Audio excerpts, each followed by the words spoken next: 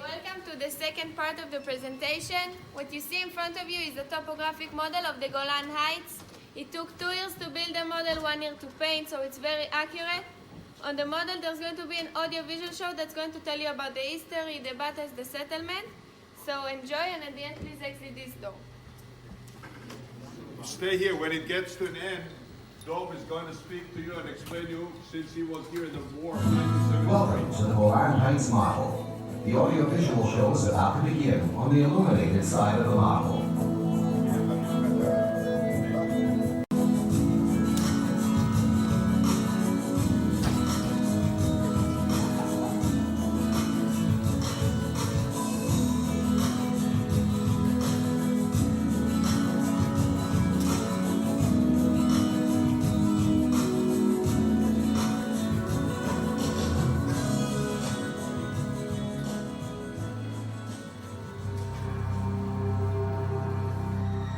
25 million years ago, dramatic geological forces began shaping the topography of the entire region, and especially the Golan.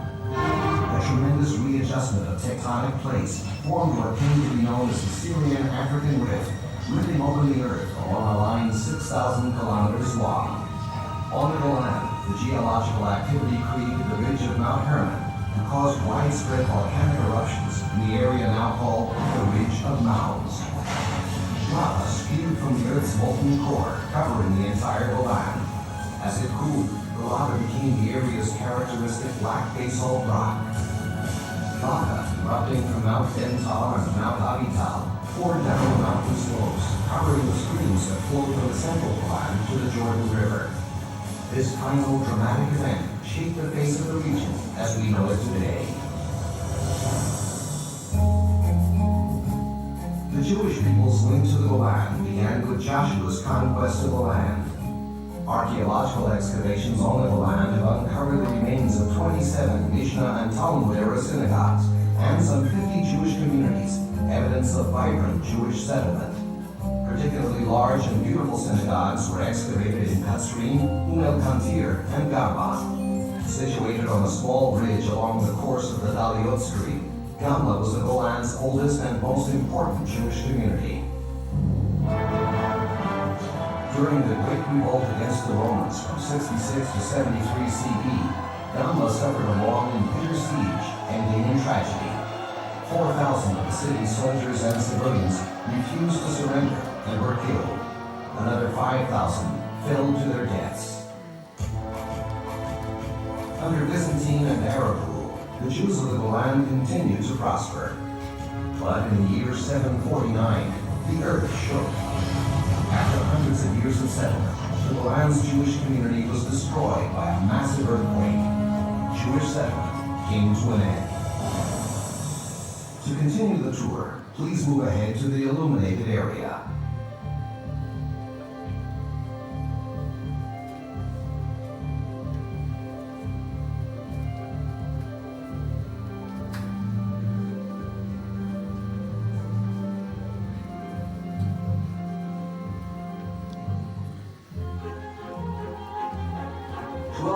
Years later, the establishment of the State of Israel proved the importance of the Golan's topography and of controlling it. The Golan's ridge of volcanic mounds is the region's watershed. The copious rains and snows that fall to the west of it flow towards Israel. The streams of the southern Golan flow directly into the Sea of Galilee, the Kinneret. Those in the north empty into the Jordan River. The Golan Heights control about 1/3 of Israel's drinking water. This fact wasn't lost on the Syrians, who controlled the Golan until 1967. In a massive engineering project, they began building a canal to divert the waters of the Jordan River from the Golan toward the Hashemite Kingdom of Jordan. Traces of this diversionary channel are still visible in various locations. The Syrians also erected a chain of fortifications along the Golan's western cliffs overlooking the Kinneret. From there, they incessantly opened fire, making life miserable for the Israeli kibbutzim below. In 1967, the outbreak of the Six-Day War brought about a dramatic change. Syrians began bombarding all Israeli settlements in the valley below the heights. On the 5th day of the war, the IDF launched an assault on the Golan. Some of the fiercest battles took place around the Tel Facher area in the northern salient, where the Golani Brigade led the fighting. After breaking through the fortifications in the north, Syrian resistance collapsed. Within a day and a half, the entire Golan Heights was conquered. A few days later, 1900 years after Gamla's fall to the Romans, a new Jewish settlement rose upon the Golan, Kibbutz Meron Golan. Nevo Hama, Givat Yoav, Ramat Magshimim, Ein Zivan, El Rom, and other settlements followed. Thriving Jewish life was returning to the Golan, but then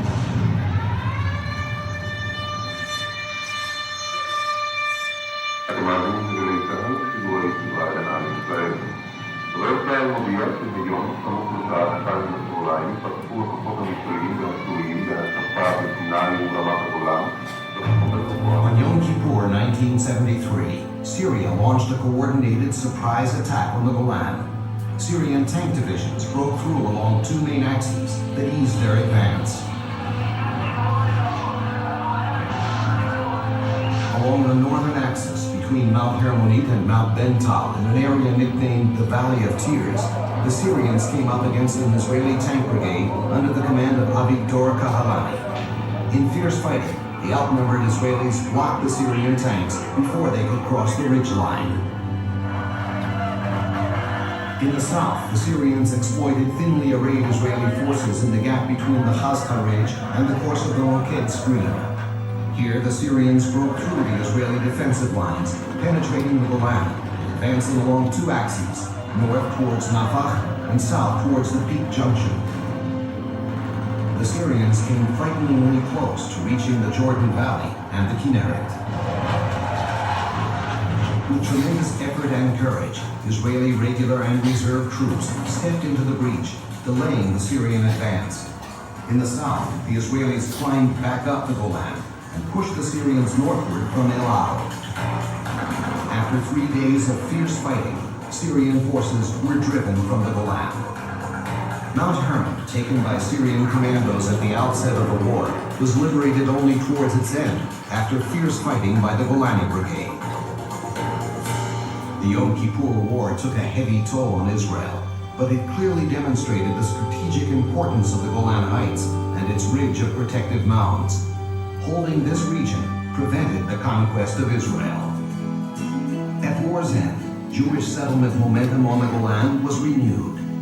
Dozens of new communities appeared, including the city of Katzrin, established in 1977, with a college and advanced services for the entire region. The people of the Golan Heights produce fine wines at the Golan Heights wineries and numerous boutique vineyards. They make olive oil, grow delicious fruit and exotic berries. Along the length of the Golan, you'll find 18 rainwater reservoirs for crop irrigation, along with facilities for recycling wastewater. Recent years have seen the development of significant private enterprise in tourism, light industry, and advanced technologies. The people of the new settlements, together with the Golan's Druze residents, concentrated in the villages of Majd el-Shams, Ein Kinya, Masadeh, and Bukata, have created advanced agriculture, successful industries, and a thriving tourist trade. Today, the region is developing rapidly, with many choosing to build their homes, spend their vacations, or simply drop in for a visit here. The people of the Golan are determined to preserve its natural treasures, committed to renewable development, to safeguard the Golan for today's residents and visitors, and those of future generations. We wish you a wonderful visit to the Golan.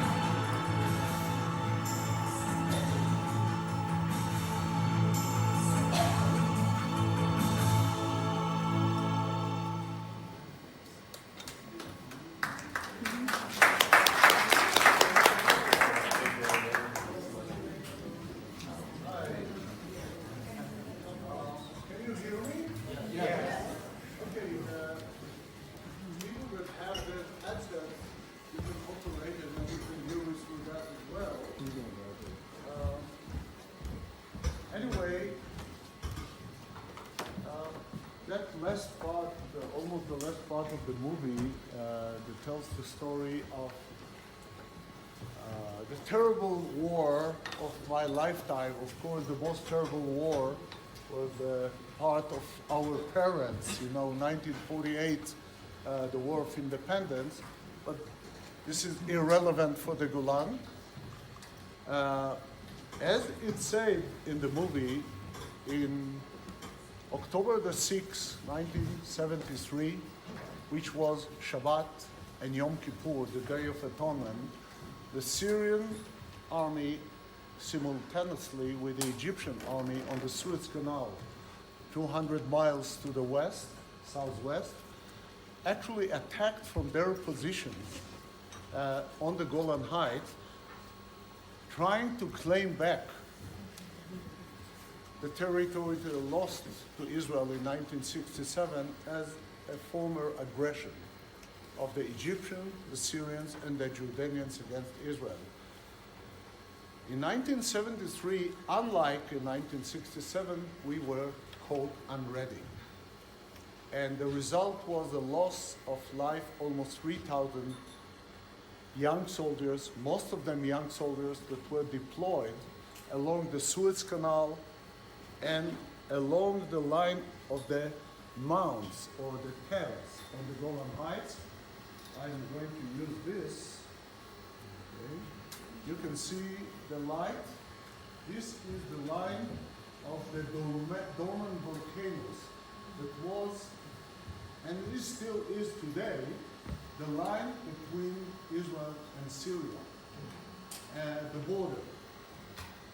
So in October the 6th, 1973, at 2 p.m. in the afternoon, simultaneously the Syrians and the Egyptians started a barrage of artillery on the 170 Israeli tanks that were deployed between here, the southern Kinneret, the lake, the Sea of Galilee.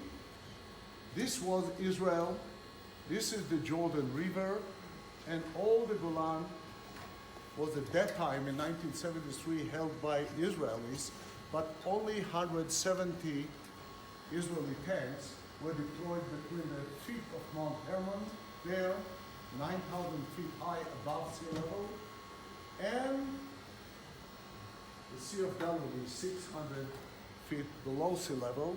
It's like 50 miles wide. 2 brigades. The Syrians attacked with 900 tanks, most of them between the town of Konetra, which is roughly that area, over here, and the Hermon, and Major General Avigdor Kehalani actually stopped with his 100 tanks the flow of the Syrians into the north of the Golan and the Hula Valley, the lake, and the Jordan River. On that same time, the Southern Brigade, comprised of 77 Israeli tanks, cramped under the Syrian pressure, and actually the Syrians penetrated in here to the line of the canyons leading down to the Sea of Galilee, and here they stopped.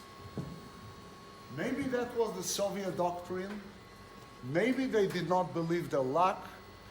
Maybe it had to do with the success of the Northern Brigade to stop them on the line over there in the north. We don't know until today.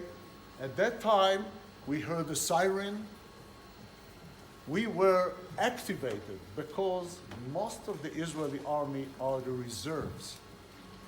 At that time, I was 27-year-old, retired junior officer, lieutenant from the Israeli army, and I was home in Jerusalem when I heard the siren. They called us to get to report to our units, to get to our tanks. I was commander of a platoon of Sherman, American World War II tanks, and we were equipping the tanks near Haifa, Mount Carmel, and then we were ordered to move on tracks on the Israeli roads through the southern Golan. We got here. I told some people yesterday, here on the southern tip there is a kibbutz named Ma'agan. Near it there is a civilian gas station. We were ordered to fuel in that civilian gas station the diesel into the tank and move on along that road. Somewhere here, this place here, where you see this canyon, this one, no, sorry, this one, it is Gadara, the land of the Gadarim in the Decapolis, where Jesus, where Yeshua actually healed the demon, took the demons out of the man and let the swines run down into the lake. There was a Syrian post at that place. A road led us up to the Golan Heights. I have to stand there to see. It's in the middle. This is a kibbutz named Ein Ger, a fish restaurant today and a nice, successful kibbutz. And here, there is a road going up the hill. Somewhere at that point, my unit clashed with this first Syrian formation. We don't know. We had no idea where to expect the Syrians. We only know that the Syrians flooded through the Israeli brigade on the south side of the Golan, and we expected to see destroyed Israeli tanks. We saw many Syrian dead, many Israelis dead, but they were here prepared to get down to the Israeli kibbutzim on the eastern side of the lake. We started moving and we went up and we clashed with them. There was a tank-to-tank fight. We didn't have any air supply because on that time, all the Israeli Air Force was busy cracking down on the Egyptians that crossed the Suez Canal. So we were kind of like ducks under the rocketing of the Syrian, Russian MiGs. And there was a terrible battle. Finally, after I would say 3 days of battle, we managed to fall them back to Quneitra, a town on the Syrian side today. And there we thought the war was over. But then the chief of staff of the Israeli army, named David Elazar, got an order from Golda Meir, then the Israeli prime minister, and he released what is known in the history of Israel as the break their bones speech. He said we should punish them for what they did in the first days of the war. We need to get to their capital, Damascus. You have to understand, Damascus would be 40 miles from here by the exit sign behind you. All right? It is still there. 3 million people. And we had to get, maybe not there, but to break the bones on the way to make sure that the Syrian army will not be able to launch another war against Israel in the next 10 years. The Soviets did not like it. Henry Kissinger didn't like it. He said the Egyptians and the Syrians finally managed to regain the lost pride of the recent wars, and there is not going to be peace between Israel and the Arabs if the Arabs will not taste victory. So he convinced Richard Nixon to let the Israelis bleed. It was Alexander Haig that said to Nixon, we don't do things like that to an ally. And actually, they let us go a little bit in an area which is today beyond the Israeli line. It's back to Syria. We call it, my generation is calling it the enclave.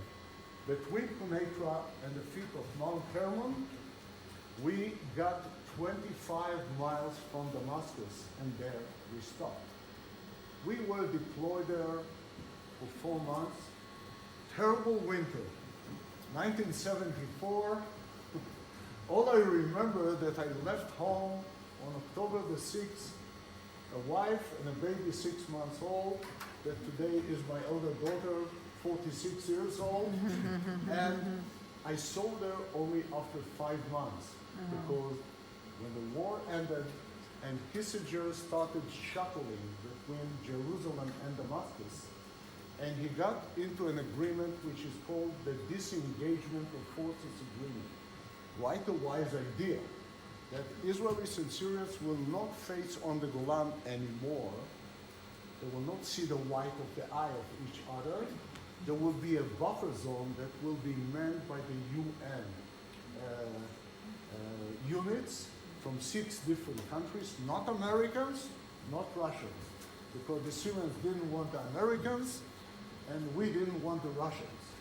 And the result was European, Fijian, African units are still there today. Were deployed in the new lines, and that was the situation. And actually we have to say that both Israel and Syria have this agreement to the letter until 2011, when Syria was defeated by ISIS and all the other militias that came from all over the Muslim world to fight against the Syrian regime. This is not the time to speak of the reasons for it, but we can do it later. Doron will do it in his bus and I will do it in my bus. And for 7 years until lately, 650,000 civilians were murdered by their own president. And finally, with the help of Russia and Iran and Hezbollah, the Shiite militia in Lebanon, they managed to get over ISIS and push it into different enclaves, you know. The Kurds, the Turks, the Iranian, it's a big mess.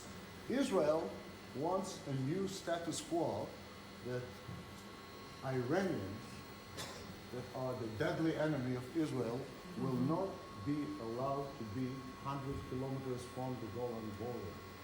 What's the problem? Damascus is only 40 miles. So they are pushing there from Tehran a lot of supply, a lot of missiles, and Israel keeps cracking down on them. Sometimes they hit Russian.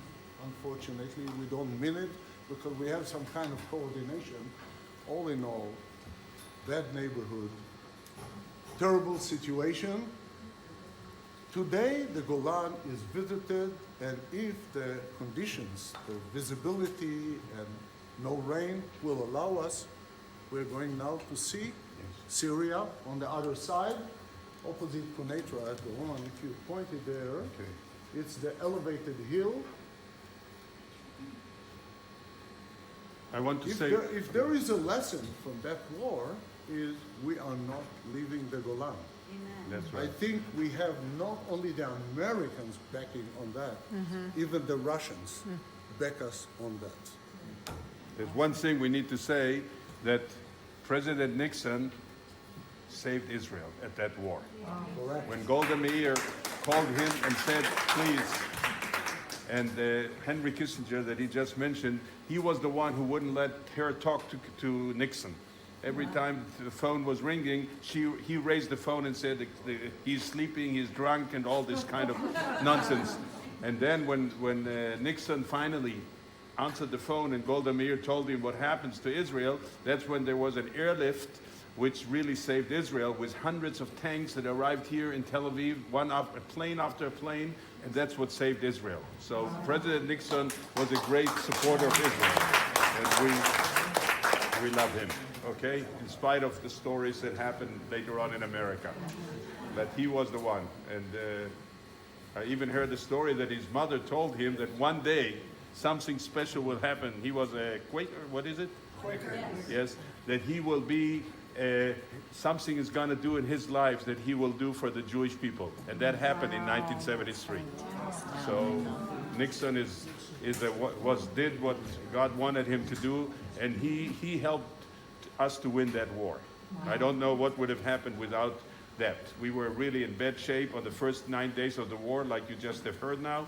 And then, of course, with all the tanks and all the other equipment that we received, we were able to stop them and then, of course, win the war at the end of 1973. So I want to say that on the 8th of October, our Secretary of Defense, the famous general, the one-eyed general, Moshe Dayan, some of you might remember him, spoke about the end of the third Temple. temple, Well, referred to Israel. He was very depressed, and actually I was at that time somewhere here on the southern Golan.